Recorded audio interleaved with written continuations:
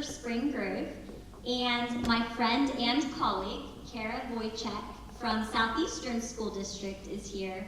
And Kara is also a private therapist for a private practice.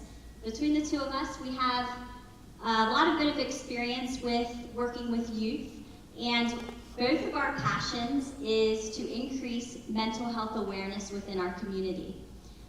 There's a lot of stigma surrounding this topic, and it's something that is super hard to talk about, especially as youth, but also as parents.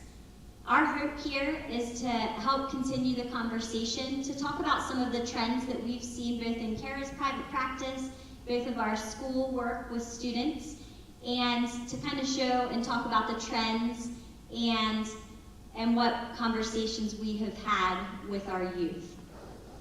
I would like to turn it over to Kara. And the reason I got thrown into this world, I've always had a passion for teenagers and adolescents, but at my school district, we've had 2 youth suicides and a staff suicide in the past 3 years.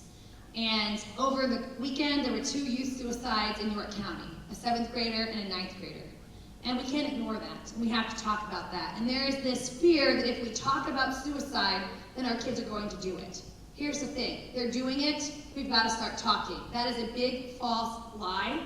I work in a high school. I ask kids every time I meet with them, are you thinking about hurting yourself? Have you attempted suicide? Every single time. We have to have that conversation. So if you learn nothing else from this presentation, asking the question does not put it in their head. You need to start talking and having those conversations. So that's kind of why Shannon and I have got thrust into this world, was because we are part of districts that have lost someone to suicide. I want to thank you for being here, because as you can see, the auditorium is not full. And that's okay, because often the ones that show up are the ones that kind of already know what they're doing.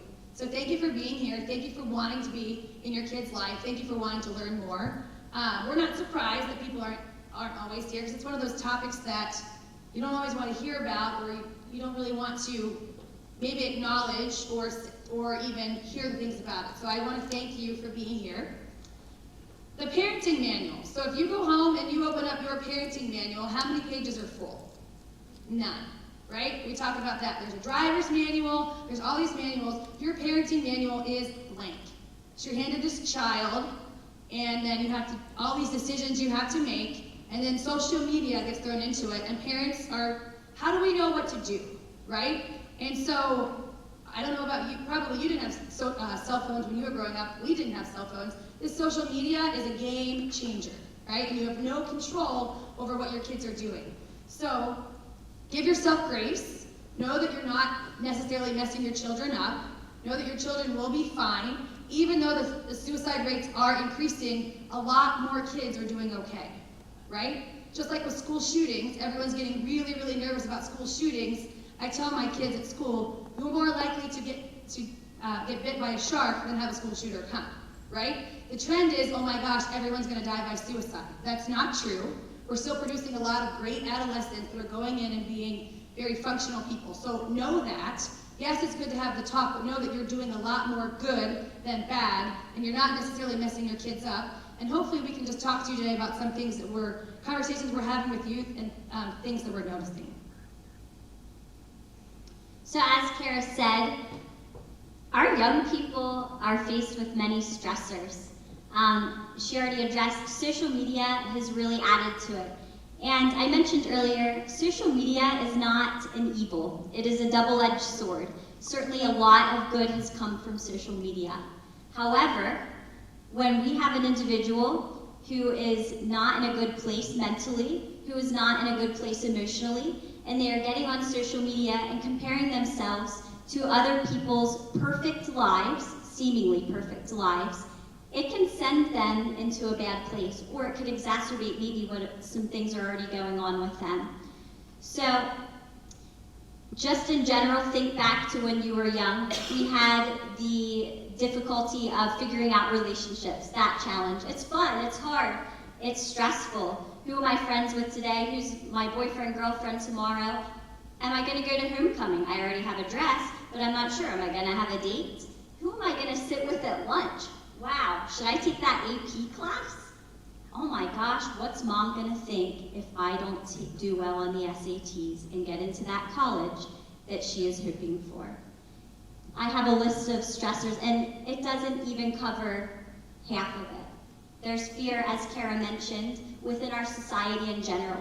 There's the fear that mental illness is bad, that it's connected to violence. There's a lot of stigma, and that we need to continue to fight. I was asked earlier, how are we going to help make this better? We need to continue to talk.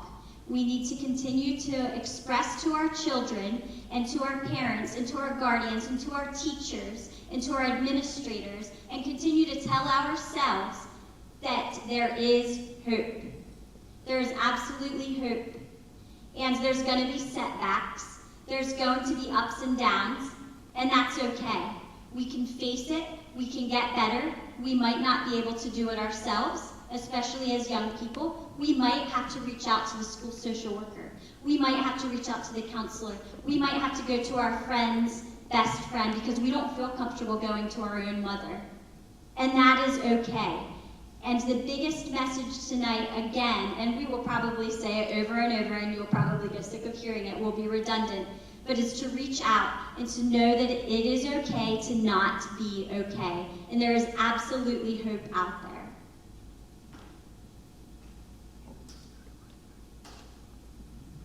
So all of those things that list, and you say, so some kids, not having a gym uniform is not a big deal. For someone else, that will throw their whole day off, right? Someone else, they don't want to go to homecoming. Someone else not having a date will throw it off.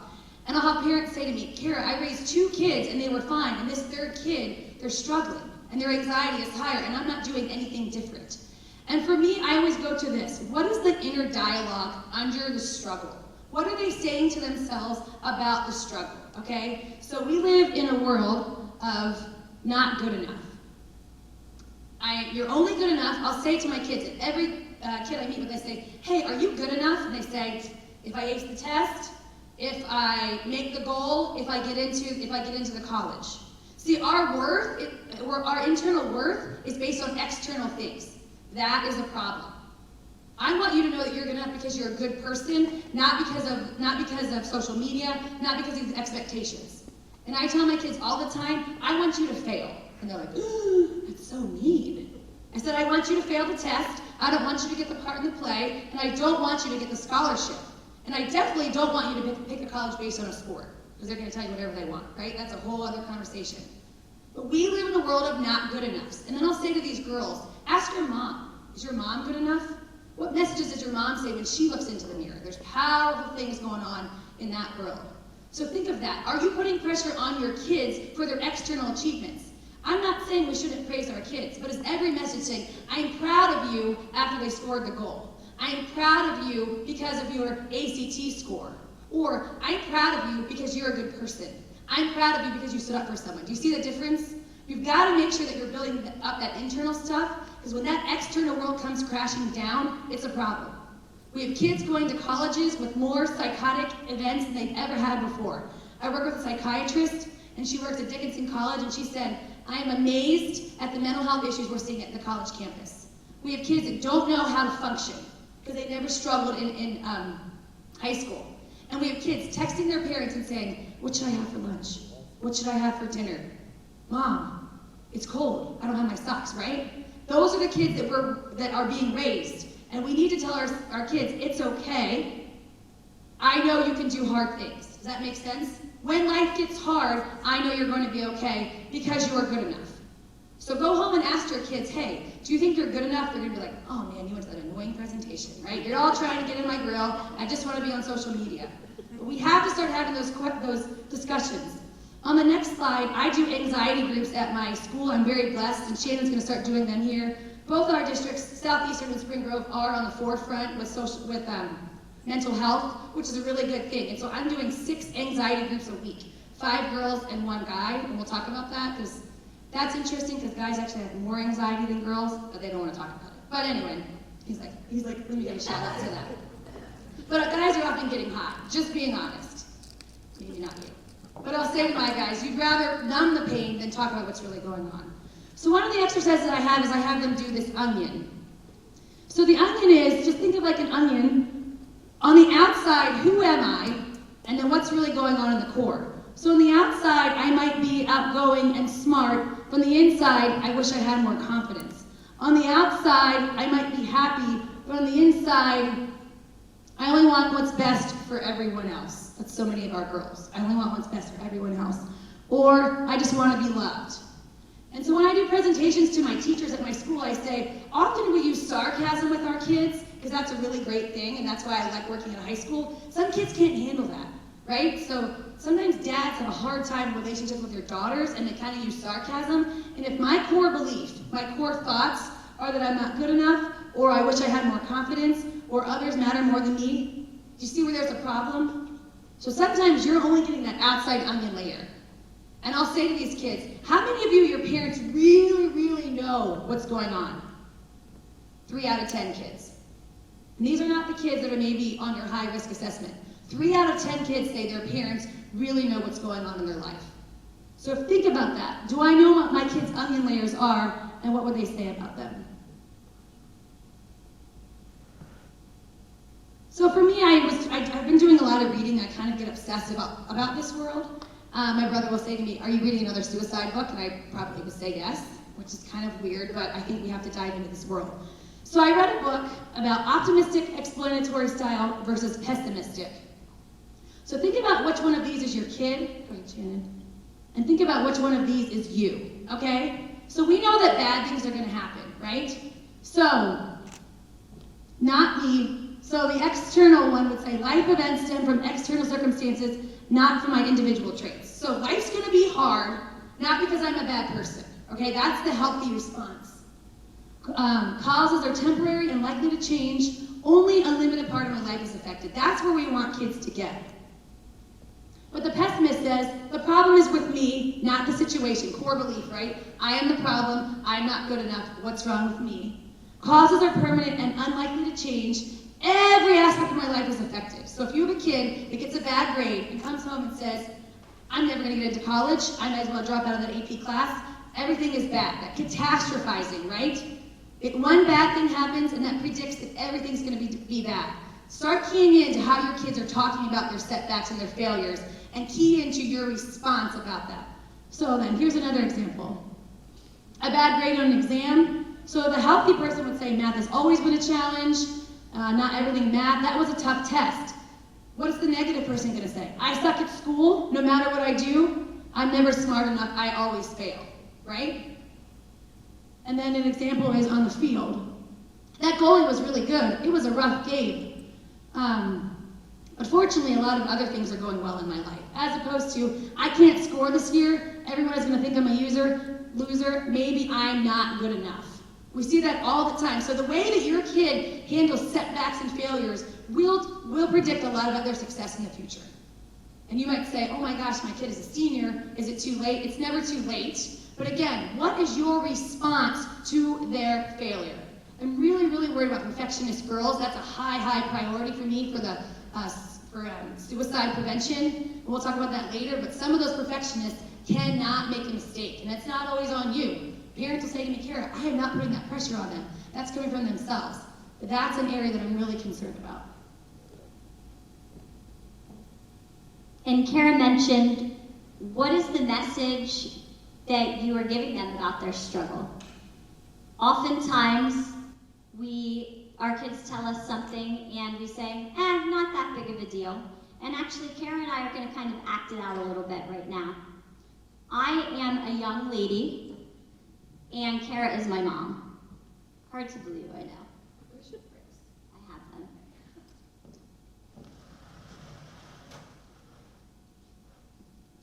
Hey Shannon, how was your day? You look pretty. It was horrible. Horrible? You can't have another horrible day. Yesterday was horrible. Today was going to be better. I'm sure it wasn't horrible. What happened that made it so horrible? I got a bad grade on my test. What did you get? A 74. That's not that bad.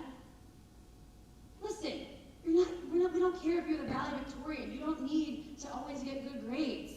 That kid's really smart. You just do your best. Mom, I do my best. I don't understand why you're getting an attitude. I'm just trying to connect with you. Mom, will you just listen to me? Every single day, you're like this. I don't know what you want from me. I'm worried about you. You're always in your phone. I don't know how to help you. I've given you a roof over your Mom, head. Chris was walking with another girl down the hall today. Shannon, he's not good enough for you anyway. You're so much better than Chris. He doesn't treat you good. Why Mom, do you he does. He makes me happy. Well, you're not happy. Not when I'm with you. Oh, I don't know what you want from me. I'm trying to show up for your life. I'm trying to be here. I want to spend time with you, and all I do is piss you off.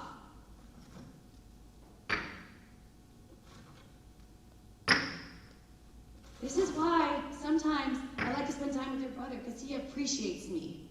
You act like you have it so rough, Shannon. This is only high school. I don't know what to do to help you anymore.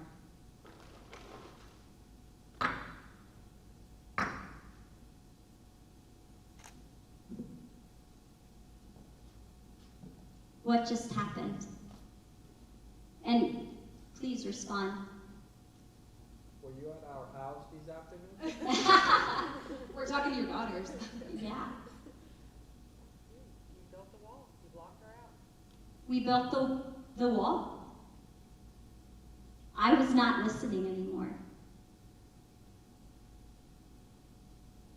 This afternoon you encountered something similar. We probably all have encountered something similar with our children or our students or somebody in our life. What happened here? What was I doing or what was Mom doing as my parent? What are some of those words? Invalidating, downplaying, minimizing. To her, it's not a big deal. She's a 30-some-year-old, beautiful, professional woman. And here I am, just trying to get through high school. Just trying to get a C by the skin of my teeth. And my boyfriend, I'm really worried about him walking down the hallway and holding hands with another girl, or even talking or looking in the direction of another girl, because what? Because I don't feel good about myself. And then I come home and I get hassled by Mom, and all I want her to do is listen to me. And what does she do? Downplay, minimize. It's not a big deal, because she knows that it probably will get better. Her prefrontal cortex is fully developed, which means she can see the future better than we can see as teenagers. And this wall was built, and I didn't have enough bricks in my backyard, and my husband probably would not have liked if I started taking apart the house. But you definitely got the idea. That wall was built, and what a solid foundation this would be. I'm not a good mason. I probably didn't lay those bricks correctly. But the foundation was laid, and how is this going to be broken? It's going to be very, very difficult. So just be aware of how you interact with your children. I have a 7 and a 9-year-old, and last evening I think of my son was upset about something. To me, it wasn't a big deal. He was tired. He started crying. I had just gone over this presentation with Kara the day before, so of course I'm all about not invalidating. I'm going to validate my kids, and I'm going to lift them up, so I'm being really calm. He's like, Mommy, what is wrong with you? I'm like, what do you mean, what is wrong with me? You're acting weird. What do you mean? The way you're talking. What, you mean that I'm not yelling? He's like, yeah. He's like, what's going on? And that was very eye-opening for me. And I hate to admit that, because I sometimes do yell at my kids, because I had a long day. And that's where I need to know that it's okay. I'm doing the best I can. I probably am not doing perfectly, but he knows I love him, and I'm trying to perfect it. And I'm gonna mess up, and like Kara said earlier, I need to have grace and mercy and know that it's okay, and I can forgive myself. And I apologize to my own children, and I apologize to human beings and students if I mess up. And that will help model to them it's okay. And if I don't validate them, it's okay. I'll do better next time.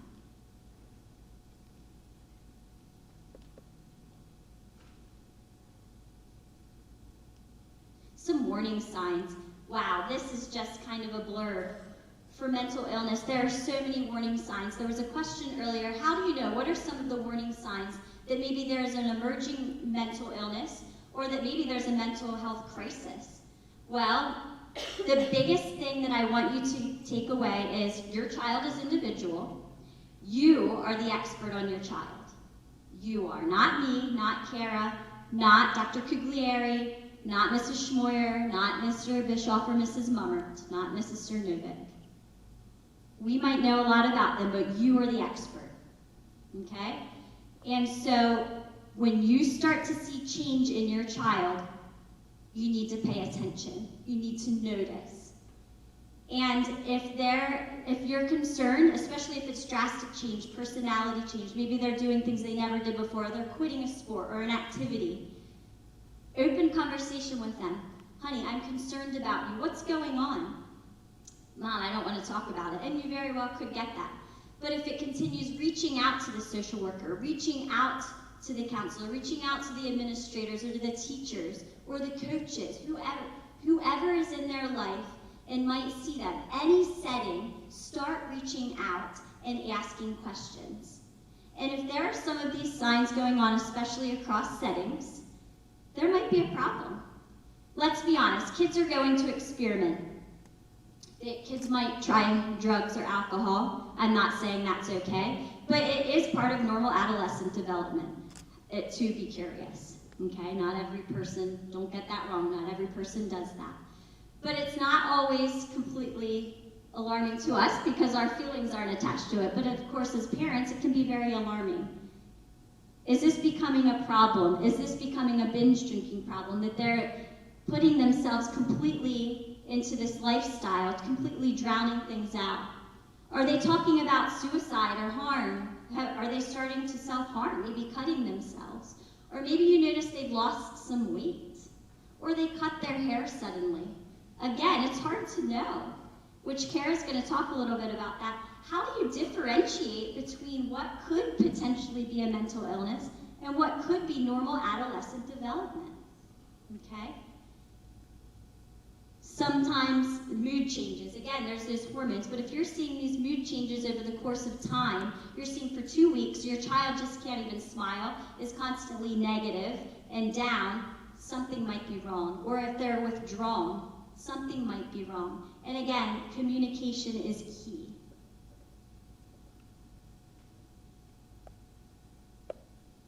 There's going to be changes and shifts, like I mentioned. There might be changes in peer groups. Maybe you guys all went to church all of your life, and suddenly your 15-year-old is challenging you on your beliefs. Mom, I don't know if I believe this stuff. I want to do my own thing. I'm not going on Sunday morning to church. No. And again, that's scary as a parent. However, normal for kids to start to explore. But again, if you're seeing some drastic things, maybe wearing something completely off, again, there's that change, there's that shift you need to pay attention to. Then maybe something is going on. Is this normal or problematic? I kind of touched on that a little bit. When we're younger, we do things like write notes in their lunchbox, right? We do things like we give them cuddles and hugs, and we go in and kiss them goodnight and read them stories. And then what happens in their middle school and high school years, we stop doing all of that. And I just read an article about shooters and white males are very lonely. Because when we're younger, we're touching our boys. We're proud of you, good job, right? And as women, we're often playing with our hair. Men are afraid, and you'll see I have a very get real style, right? Men are afraid to touch other men. There's this fear in white males that I don't want to touch my son because maybe they'll think that I'm gay or something like that. And I'm telling you right now, we have to keep touching our sons. Good job.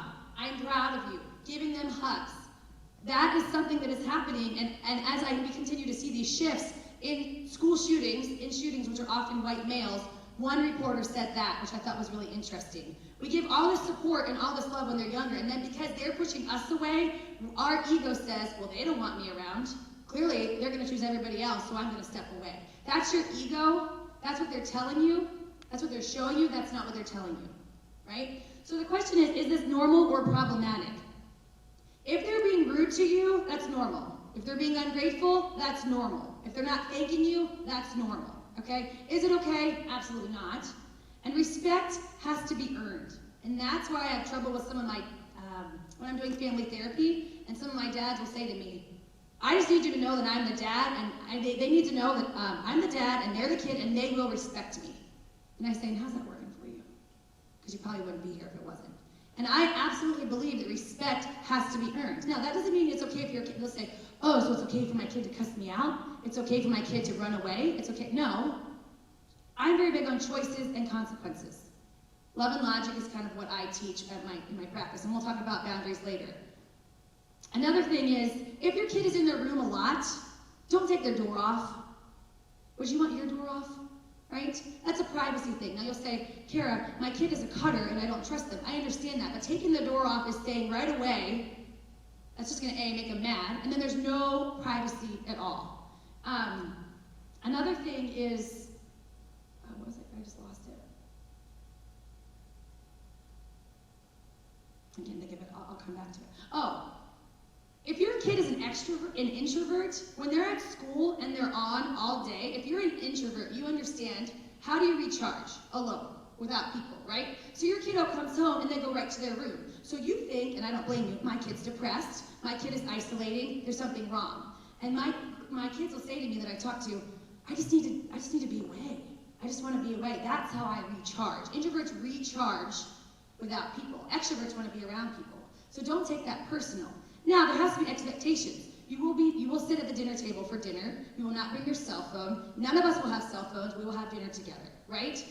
Or you will come down and you can do your homework upstairs for an hour, but then you need to be downstairs for an hour with the family. So you can set those expectations, but be mindful that just because your kid is in their room doesn't mean that they're depressed, doesn't mean that they don't want to have a relationship with you. So just, again, knowing your kid and what makes them work. Now, if your kid was always coming home every single day, and mom and daughter would sit at the kitchen table and they would tell me everything, and then suddenly they stopped telling me everything, that's a shift, right? That's a change. That's what we're talking about. But if you have ever known, ever since your daughter was little, she always kind of needed some downtime, don't be alarmed when she's continuing that trend. That's just who she is and what she needs. Okay, social media is one of the biggest questions, and I feel like I poll so many parents on this, and so many parents have different thoughts on how social media should go. First of all, there's something called FOMO, which is fear of missing out. Okay? So if your student looks online and there's a picture of them there's a picture of a party on Instagram and they were invited, automatically they get depressed or they get anxious, right? I mean, that's a really big thing. If they don't get 200 likes on their picture, they take it down, they think I'm not good enough. So thanks social media, that's creating some of that.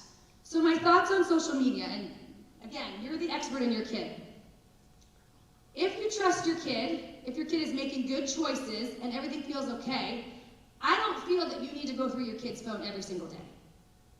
That is totally up to you. I don't think you need to.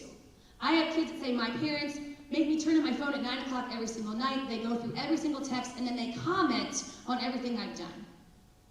I don't think that's appropriate. Now, my mom likes to use the example that if a train is coming through, you're going to do whatever you can to stop the train, right? You're going to jump in. So if you are concerned, then it is appropriate. But I'm going to tell you that your kids are going to delete all their texts. They have burner phones, and they have apps that you don't even know about, okay? So if the only way to get to know your kid is to read their text messages, you're going to make them mad because that's their privacy, and it's going to push them away farther. I think you should be monitoring Instagram and Facebook and Snapchat if you're concerned. Now, people say, well, I pay that phone bill, and technically it's mine, and I need to know. Again, if you're relying on social media to know what's really going on in your kid's life, that's a problem, okay? You have to have those conversations. Now, another question people say is, I'm really big on, it is not your job to pick your friends for your kids. That's not your job. That is their job. We have parents going on Facebook fighting. We have why didn't your kid ask me to prom? We have parents calling principals saying, I can't work in a group. It is your kid's job to figure out how to get along with people. Why are you getting involved in that? Because what you're showing them is, I don't trust you, you don't make good choices, and you need me to figure it out, right? That's what you're telling them. Because we're so afraid of our kids failing. And what did I say again? I want kids to go through hard times. You can't protect your kid from every bad thing happening. And parents will say to me, Kara, you can't promise me that my kid's not going to die by suicide. I said, you're right. But I can promise you that if you try to control everything that they do and never let them out of your sight, they will be depressed. That's the scariest thing as a parent, is letting them out there and knowing that they're going to fail and make bad choices. But turning into someone that monitors every single thing on their social media. I had a girl this summer at my church camp, and she said, these are AP students, never gotten in trouble. She said, my mom makes me turn on my phone at 8 o'clock every single night, and I can't get it back until my homework's done. She said, Kara, my homework's never done. Again, what message are you showing them? So social media, you can say to them, listen, if I ever want to check in on your social media, I can. But don't try to turn into the gossipy mother who's trying to be the best friend. Don't tell them every single bad person they shouldn't be around. When they break up with a boyfriend, please don't cry more than they do. It's just kind of weird. It's just kind of weird because you're more upset, okay? Don't live your life through your kids through social media, and we'll talk about that. Any questions on social media? Because that really is a beast. Okay. And this ties right into the social media. When a lot of us were younger, oftentimes signs of affection, we maybe exchanged varsity jackets and wore the class ring. Now it's, if you love me, you don't have anything to hide, you're gonna give me your passcode to your phone. True, boys? Is that true? Yeah. Okay, so can I really trust you? Well, if I can really trust you, I want your code. I want your social media accounts, your login information. This is very real. And the lack of boundaries, with some people, they would automatically give it to them. Some individuals who are also healthy, well, I need to make my girlfriend or boyfriend or significant other happy, better give it. But then similarly to what Kara said, there might be deleting of messages, there might be other secretive behavior. And that really leads into the importance of character conversations. As Kara said, and she referenced her mom, I also referenced my mom. She said, oh my gosh, Shannon, I prayed for you and your brothers, and I know you didn't always make good decisions, but I taught you the best that I could and sent you out there and prayed that you were safe. And we didn't always make good decisions, but I really relied on the conversations that my mom and dad had with me, especially my mom, that she had with me about being honest. I am brutally honest, sometimes way too much, painfully honest. But today I was just working with a kid, actually in a group this morning, and he said to me, Mrs. Engels, I did what you said. I said, what was that? And he said, I told the truth. And I communicated to my friend what I was feeling. And I took ownership of my feelings. I told him I was upset because A, B, and C. And guess what? We had conversation. And guess what? He didn't realize that I was upset with him. We talked about integrity, and even though your friend might be mad at you, it's so important to be honest and to communicate. So just continuing to have these conversations with your children. I might not have appreciated it at 15 years old. I know I didn't. However, as a 30-some-year-old mom and wife, I look back to that and I refer to that, what my mom and dad taught me about being a person of integrity. So this is very important. Even if you think that they are not listening, you must have these conversations. And don't just talk it, walk it. So, Kara mentioned earlier, what message are you sending, especially as a woman? Are we looking into the mirror and saying, oh my gosh, I look so fat. Oh is my hair okay? Do I look pretty? Oh my gosh, look at her, she's so beautiful. What messages are we sending to our children? okay? And that ties right into all sorts of things, that internal dialogue, and again, that character. Are we putting expectations and valuing our external and superficial factors? We need to get to the root of things. Are we teaching respect? Are we teaching self-control and responsibility? Are we teaching our kids to follow through with what they said they would do? Mom, I don't feel like going to the party. I don't feel like doing this, but you said you would. You need to follow through. I thought of one other thing that was, what is normal and what's not? Is the behavior being shown in every setting? Okay, so if I'm only rude at home, but I'm not rude at school, and I'm polite at work, that's not as concerning. Does that make sense? But if I find out that I cussed out a teacher and I've never done that, and then I stopped going to work, that's concerning. So when you're trying to think, is this normal or not, if you have any questions, contact the school. I think there's often shame that, oh my gosh, I don't want the school to think I'm a bad mom, and we blame ourselves. And again, there's so many pieces that have nothing to do with you. So contacting the social worker or the counselor and saying, hey, can you just check on my kid? That doesn't mean you don't have a good relationship. That doesn't mean you don't know what you're doing. That just means, hey, I'm a little concerned, can you watch them? So seeing if it's going on in all different settings. And it's appropriate and necessary to say, I'm really concerned about you. Your friends you're choosing are problematic. I know you've always made good choices in the past, but I'm starting to be concerned. It's not appropriate to say, Shannon is a slut, she's not welcome at my house. Okay? That's not appropriate, and we often do that. That's what I'm saying, we get pulled into their drama. Don't shame their friends, don't shame them. You can say, I'm not really impressed by your choices right now, right? There's often the 4-to-1 rule. If I'm gonna point out something that you've done wrong, I better have 4 positives. Hey honey, I've always been really proud of you. You've always made really good choices in the past. I know school is really hard, but right now your choices aren't really good and I'm really concerned. As opposed to saying, what the F are you doing, right? And that's what we often do because we're scared and we're fearful and we have a lot of emotions going on. We have to use the 4-to-1. And they'll say, well, Kara, I'm so mad and it's hard for me to, right, but if you don't stroke and then kick, if you just kick, guess what you did with the wall, right? If you really want to know what's going on, you better stroke. And if you're angry, don't have the conversation. And if you're cynical and you're shaming, do not have the conversation. So boundaries and power struggles. So you can go back to, this is a hard one. Like I said, I'm always all about love and logic, choices, consequences. The louder and crazier your kid gets, the quieter you get. When they're yelling and you're yelling, nothing good is going to come from that. So you say something like, it is not appropriate that you talk to me like that. You have 5 minutes to figure it out, or there's going to be a consequence. I hope you make a good choice. You shut off their Wi-Fi, you take their phone. People will say, I can't take their phone, then I can't get a hold of my kid. I'm going to tell you right now, we all survive without cell phones, right? So it's choices and consequences. Don't power struggle. The minute you've power struggled, you have lost. Do not power struggle with a kid. And remember, the way that you show you love and care about them is to give them boundaries and discipline. We have a lot of homeless kids in our district. I have a kid who goes from couch to couch to couch. He says, Miss Wojcik, it would be so cool if I had parents that told me what time to be home. If I had parents that even cared if I was home or not. That's how you show that you care. I'm not a fan of parents who are having parties.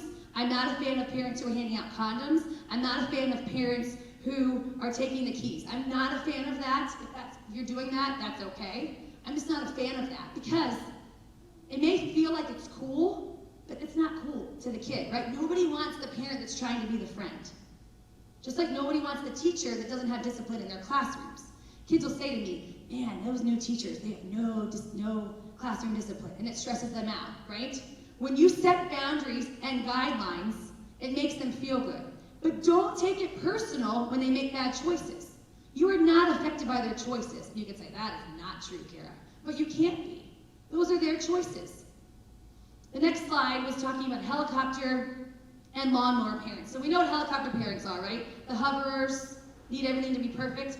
Well, now there's lawnmower parents, and they don't want their kids to fail. And there was an example in an article that said, my daughter texted me, which that's a big thing. If your kid is texting you, first of all, if your kid is texting you to come and pick them up because they're sick, that's a problem. If your kid is texting you because they're mad at a teacher and you come in and yell at the teacher, that's a problem, okay? As administrators and nurses, we have these parents that are showing up and they're like, I'm here to pick up Johnny. We're like, what's wrong with Johnny?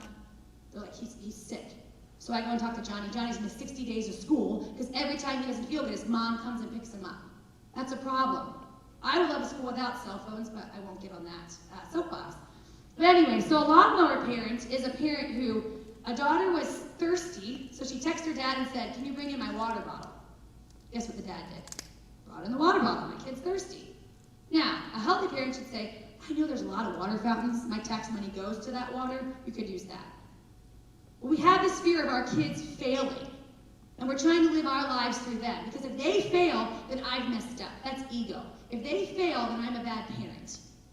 Sometimes you're going to do the best job you can, and your kids still make bad choices.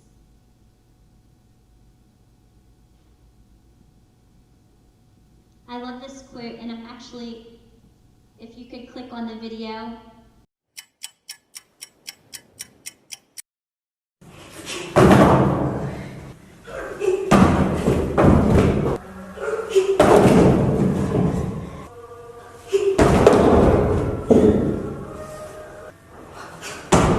Funny.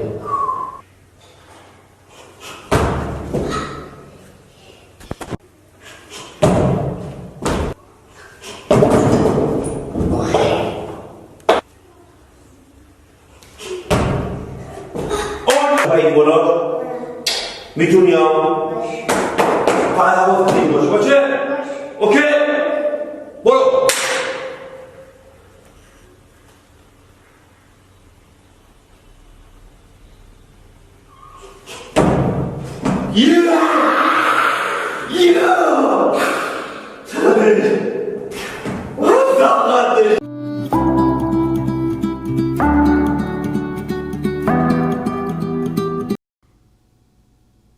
What are your thoughts on that video? I just saw it for the first time the other day. The kid is too young to give crap back. Number one. The kid is too young what? To give crap back. To give crap back. So it's kind of, I guess, not applicable to our children. There's no conversation going on. It's pretty much a direct action. You do this, and the kid just tries until succeeds, but there's no. Yes. So for a younger child, there's not always the talking back and the challenging, as we know, middle school and high school, which this is geared toward. And we know that there's those walls built. We know that our teenagers are going to give us pushback. How could this apply to our teenagers, to our middle schoolers and high schoolers?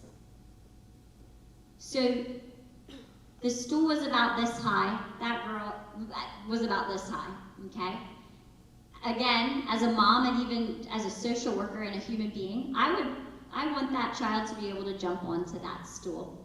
So my inclination is to what? To help, to make it easier, exactly. To lower the stool, to lower the goal, the expectation. So let's think of school. Let's think of our teenagers, because yes, that was a young child. So it might not be directly applicable, but I think that it speaks profoundly. So our children, they want to get an A on their AP exam. However, they have anxiety, and they do not want to go to school, and they would rather stay home. So my child has anxiety. She was legitimately diagnosed with anxiety, say. So what happens? We put things in place. We put accommodations in place, and I'm not saying that that's okay, not okay. It is okay to accommodate. However, sometimes what happens is we expect teachers, or we want to protect our kids, that we take away that test. Let's make it easier for them. And they don't reach the goal then, because they don't have to work hard themselves, because it's being made easier. The stool is lowered. And again, I'm not saying that we shouldn't adapt and accommodate. Everybody is very different and individual.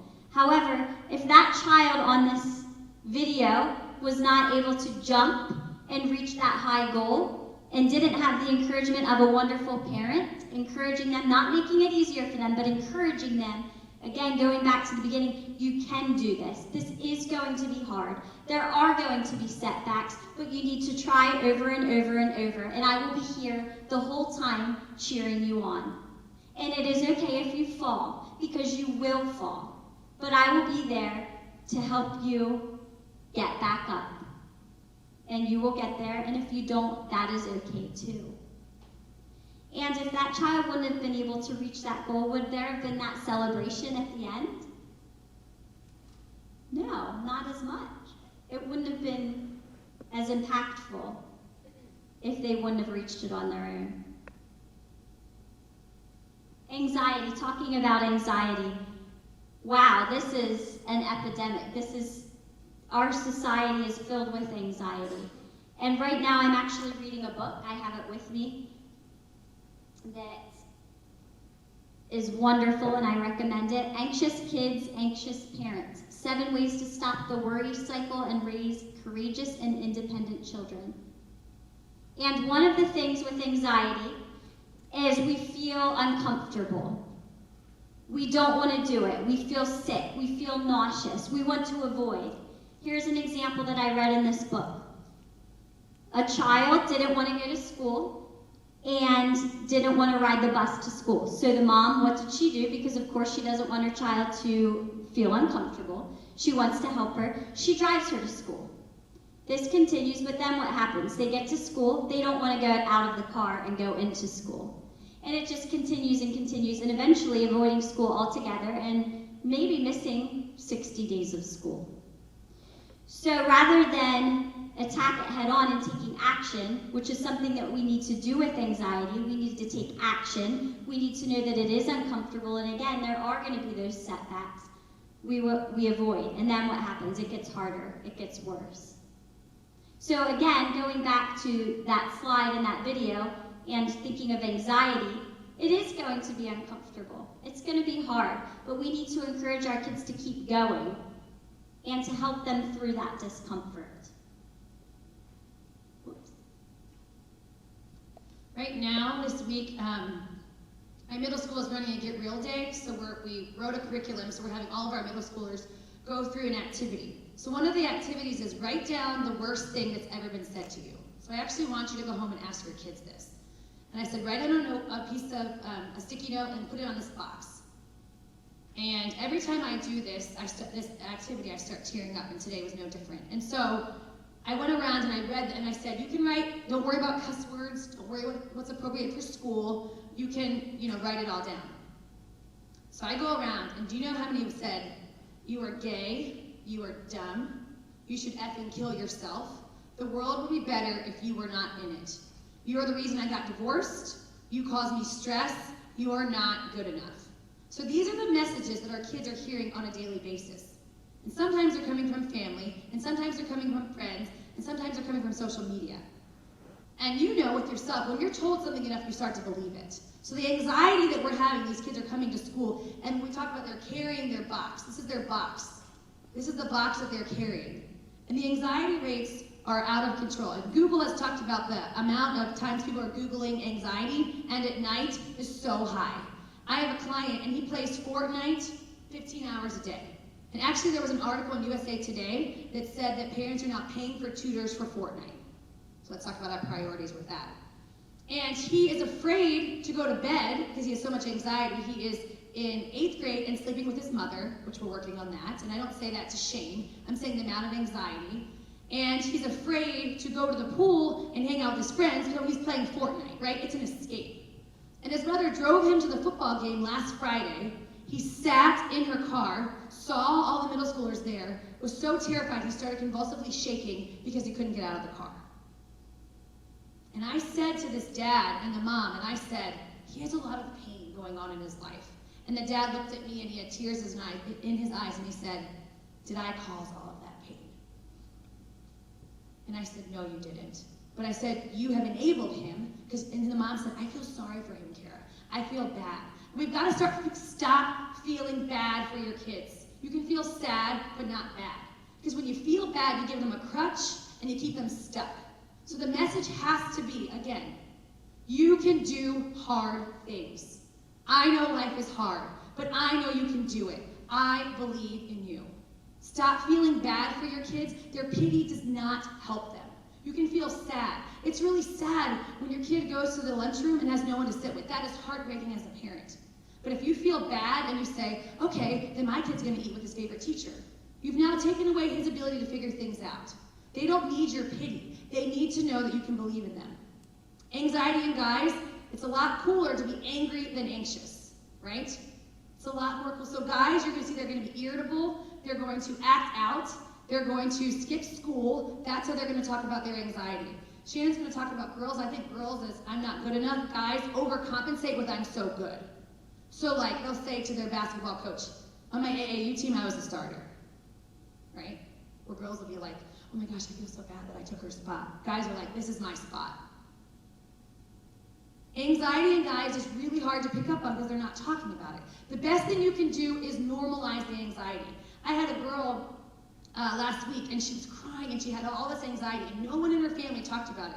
Her mom came into the session, and she said, and I really thought the girl should be on medicine. I don't think every kid should be on medicine, but there are some that need it. And the mom said, oh my gosh, I've been on medicine for 20 years. Of course. And the girl just like, what? If you can normalize it and say, here's the thing, anxiety is genetic, right? It often skips a generation, so I blame my grandmother, right? And so again, normalizing it, saying there's nothing wrong with you. And like Shannon has always said, you wouldn't stop taking your blood pressure medicine, right? You wouldn't stop taking your cholesterol medicine, but we're so afraid to put kids on medicine. Now, we're over-medicating, big time, okay? But there are some kids that need it. You need to talk to a professional about that. Because if you don't properly medicate them, they'll turn to weed, they'll turn to alcohol. And some of my kids come to school high, and they test better, right? And vaping and weed and all of these things, which are a problem, because we're missing what's really going on. I think a lot of people in jail, a lot of addiction, underlying anxiety. And I think a lot of our men have this fear, because men don't want to go to therapy, right? I'm not going to go talk to a therapist. What do they know about my life? We've got to figure out what is going on. What is those thoughts? The anxiety, I can't turn my head off. It's like a roller coaster. I can't shut it off, right? We have to start having conversations and say, if you would say to your, I don't think you have a son, hey, you know what? I do. I have anxiety, and this is what works for me. And I tell teachers when I do trainings, normalize it. Normalize it. Say it's not a big deal. This is what's worked for me. But be aware of how boys act out and are more irritable and reckless and destructive, and often it's underlying anxiety.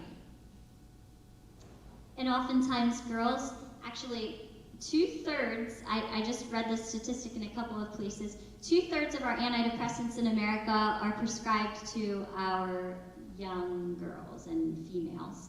Why is that? There's lots of thoughts and ideas of that. What are girls?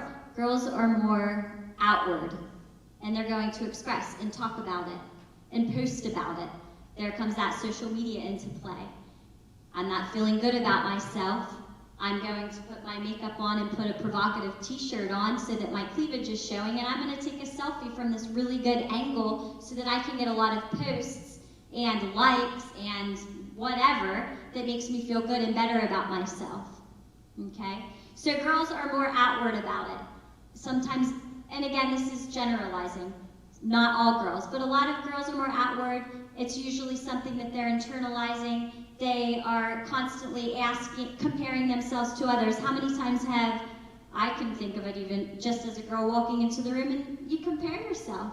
You look at others. Is that girl prettier than me?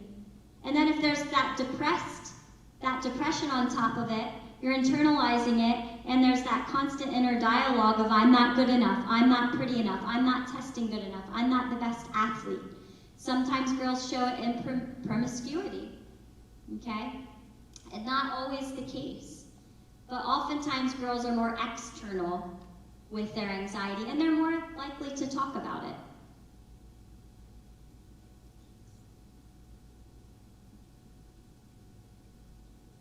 What does your kid want from you but won't tell you?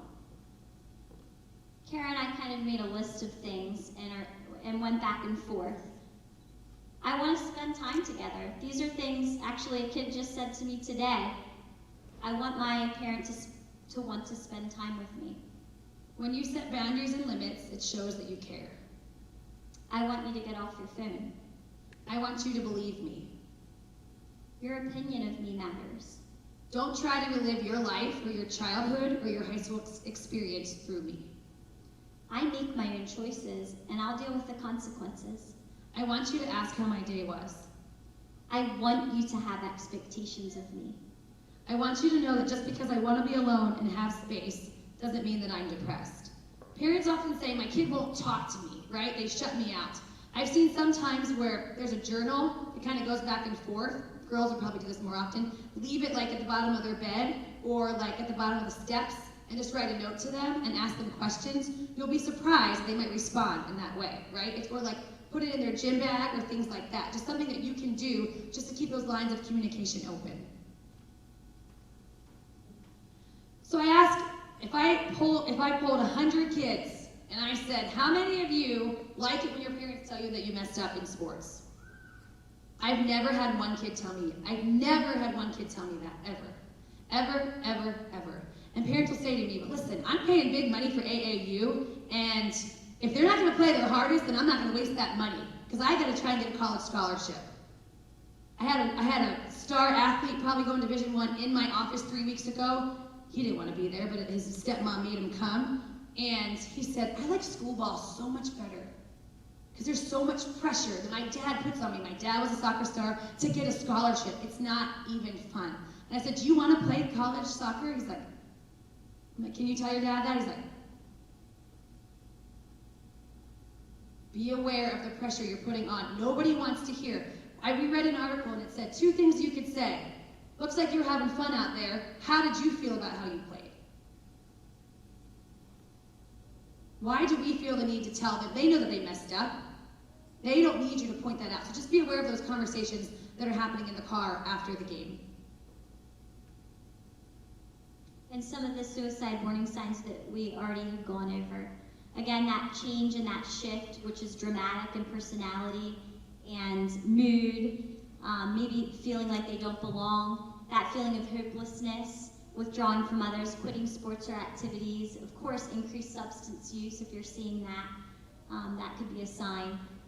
Feeling trapped and worthless. Again, talking about death, take them seriously. Sometimes kids talk about it flippantly, oh, I just want to die.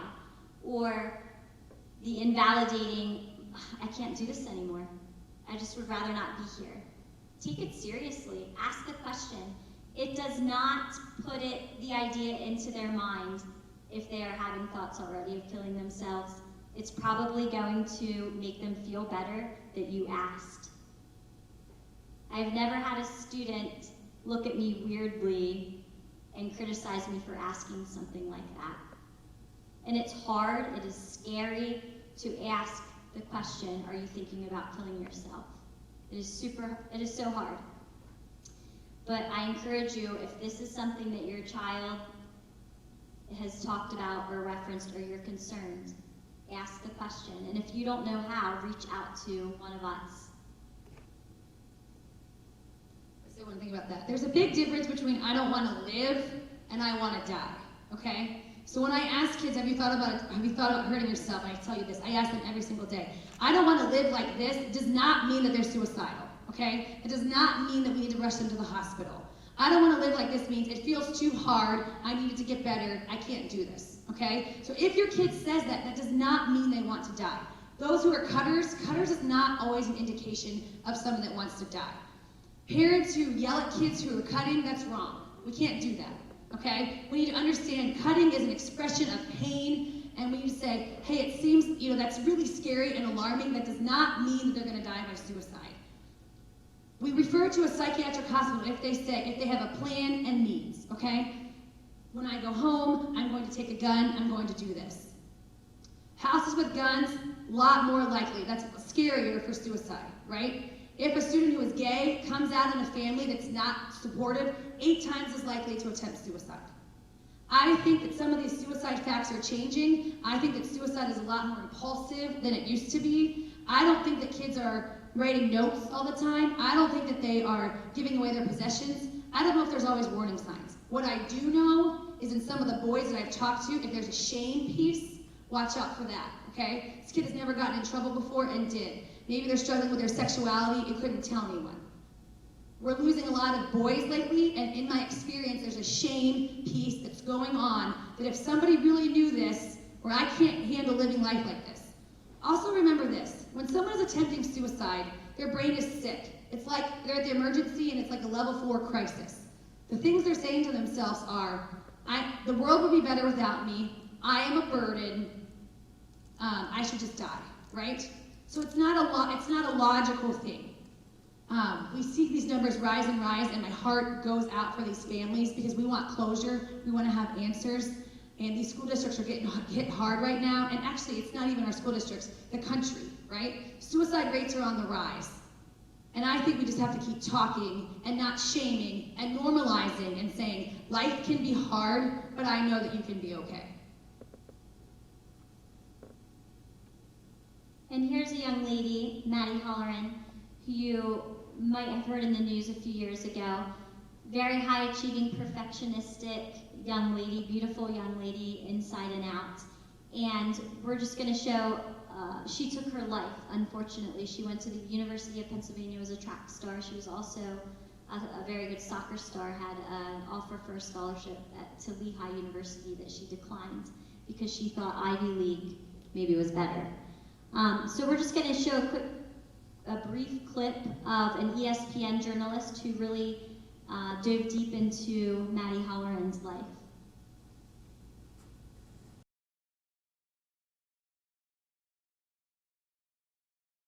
When I first heard the story of Madison Holleran, I was living in Philadelphia, and she went to school at the University of Pennsylvania, and she seemed to embody all of our cultural ideals. She was smart, beautiful, athletic, and she tragically took her own life during her second semester of her freshman year at Pennsylvania.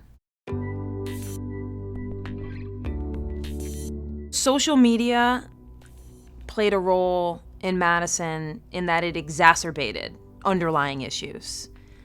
I think we can't lose the common thread here in her story of like anxiety, and what her parents now see was definitely a depression and perhaps like a change in brain chemistry.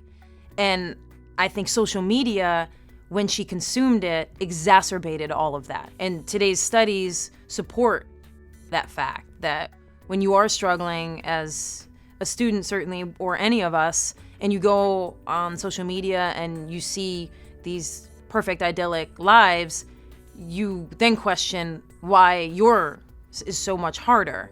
And I think for Madison, at least in certain points that she articulated to her friends about seeing other people at Penn and how happy they were, and to her mom about how everything is just a picture in her own life, and yet being unable to know that everyone else was simply putting out pictures, like there was a disconnect there that made it harder for her. Madison's Instagram feed is actually still online, and you can still see all of the images that seem to reflect this ideal college experience, and going back even farther to an ideal build-up to college, an ideal senior year in high school.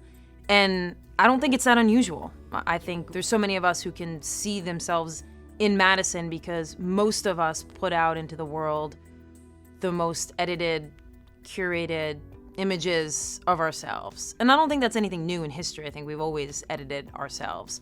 But I think for young people, and when you're talking about Madison, then for her generation, there's a consumption level that is unforeseen and is different than anything previously. And I think that's the part where we don't know how that impacts people. I think the main thing I try to convey about social media really is directed at parents, because I think right now there's a belief that you can glean some important information from your kids' social media. Sometimes it's just logistical. I know where they are. But oftentimes you think you're gleaning more of an energy of how they're doing. Well, I checked in with them and they look happy in all these pictures, so I'm going to assume they're okay. I don't think you really can glean much from a kid's social media, or from anyone. Starting the conversation about really hammering home the point that this is really just a form of personal advertising. It is not a reflection of your day-to-day. And if you have a parent who is using it in any way as that, to really stop and open up conversation channels that are offline about really digging in about how someone is doing. At times you feel like I have to push through myself. I have to fix this myself, and that if I'm calling for help, leaning on someone else, if I need other people, this is like a weakness and something to be frowned upon. And I hope the takeaway from Madison's story is the stronger we build our communities and the more we make it okay to say, like, I'm not doing well today and I need someone else, and that's actually a strength, I think you'll see kids open up and want to talk about it more and feel like there's a place to go and have a community and not be isolated and stigmatized if this is something that they're dealing with. Thank you.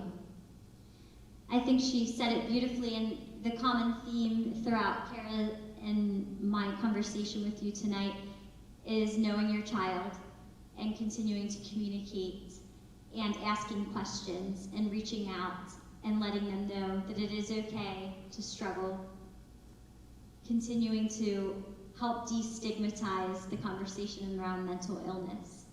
Something that actually, Kara, I didn't mention this earlier and I meant to. Kara and I are part of a county-wide initiative, and it's called the York County Youth Mental Health Alliance, and the kids termed it The Silence Ends Here. And it's the second year, and it's an organization that sole purpose is to save lives and to increase the talk about mental illness and to crush the stigma that often is associated with it. And every single school district within York County, as well as the York County School of Technology and the LIU 12, had student representatives as well as adult representatives who have taken part in this and have had greater conversations within our community to help bring awareness. And I'm very, very proud to be a part of that. Actually, this Saturday, there's a run at Northeastern Middle School that's being run and planned by this group. So if you get to check it out, please do. Continue the conversation. If you have questions, reach out. Know that you are not alone. Your child is not alone.